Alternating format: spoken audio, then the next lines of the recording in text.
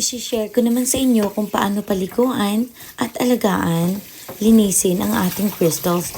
Ayan, patuloy lang ang flow ng water. Ganyan lang ako maglinis sa ating crystal at linisin din pati yung lagayan. Hindi ito kailangan gawin everyday, pwede namang twice a week. Tapos, depende kung makita mong may alikabok na, linisin mo siya talaga.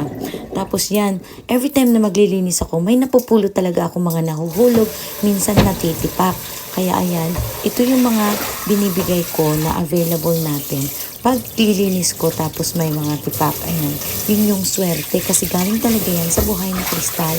Kaya ilalagay nyo yan sa wallet nyo, hindi mauubusan kayo ng pera. Kung mauubos man, may darating at darating ka agad. Tuloy-tuloy talaga ang pasok ng pera sa inyong wallet. Kaya kahit maliliit na basag-basag galing sa aking kristal, pinupulot at pinupulot ko talaga kasi lucky yan.